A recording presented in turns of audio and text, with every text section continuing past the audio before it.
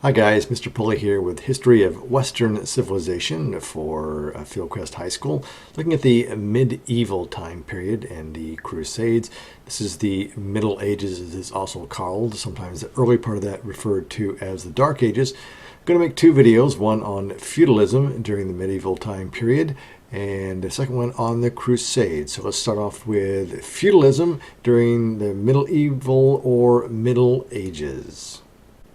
Starting here with, first of all, what is feudalism? This is a system of decentralized organization of defense and governance, okay, for defense and government. Got it so far. Decentralized, however, that's going to be important, okay?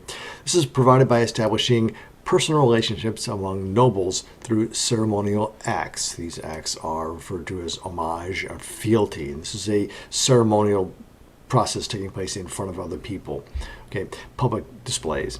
These personal relationships then create a hierarchy of the lord on top and then the vassal, which is referred to as vassalage, through which mutual obligations are established.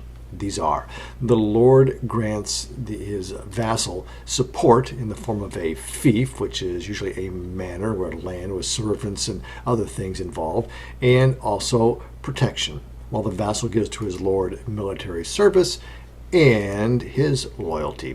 And these create a feudal relationship thing called the feudal pyramid, which we'll look at in a few moments. Okay, first of all, let's look at the lives here of our nobles. And their lives are, well, the quality of their life, let's just say, is exaggerated in the movies and the things you've heard. This isn't everything's all great at the palace, everything's all nice and wonderful. This is a place where the castles are really actually kind of squalid places, not nice places you would want to live.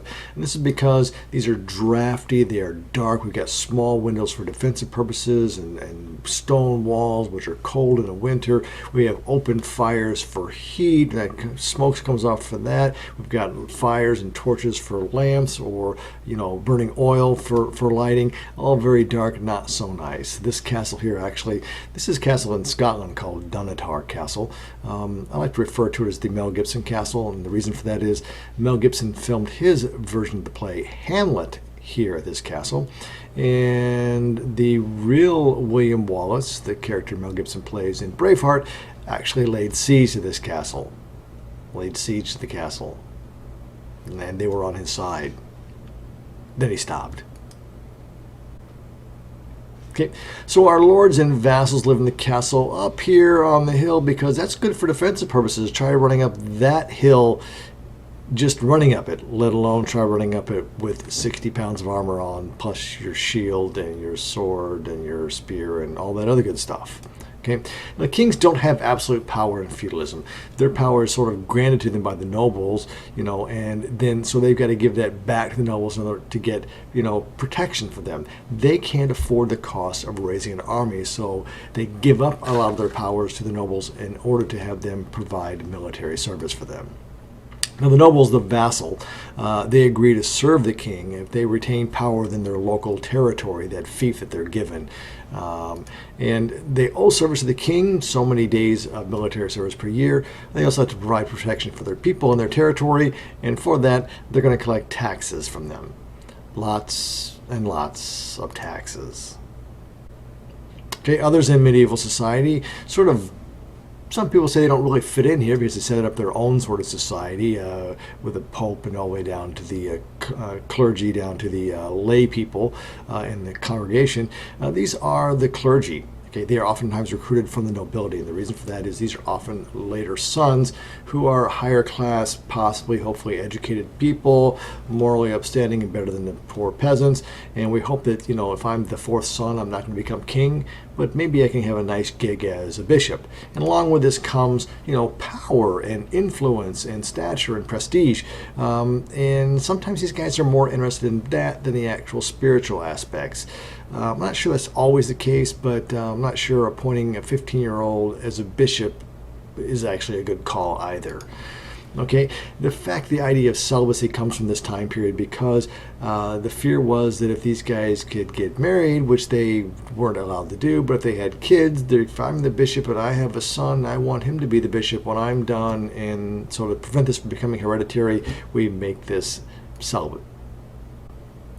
Okay, the others in the medieval life are, of course, our peasants out toiling in the fields, always working. Hey, look, there's a heavy plow and the collar harness. This must be later medieval time period here. Our peasants, we've got the serfs who work the land. They're tied to the manor, so to speak, and the fact that they can't leave, do anything without the Lord's permission.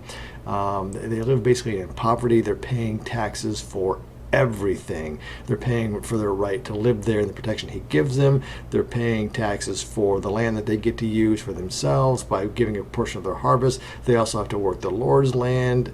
If they use his mill to grind their wheat to make flour, they got to give him a percentage of that. If they catch any fish, hunting, game, anything, he gets a percentage. Okay, taxes again everywhere, everywhere, everywhere. Now, not all peasants are serfs, but by the latter part of the medieval time period, about 80% of them actually are. And some other kind of peasants might be actually townspeople who run small shops or inns. These folks are generally self-reliant in terms of taking care of themselves and their food and stuff, buying it from farmers and even the serfs.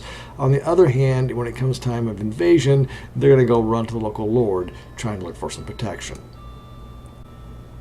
So let's wrap this up here with a look at our feudal pyramid here, with the king on the top and our clergy then trying to claim the top spot. So actually these two would be fighting, not literally fighting, but trying to, say, I'm the more important person because I'm the guy who provides protection. No, I'm the most important person because I'm the guy who ensures your life in the next world.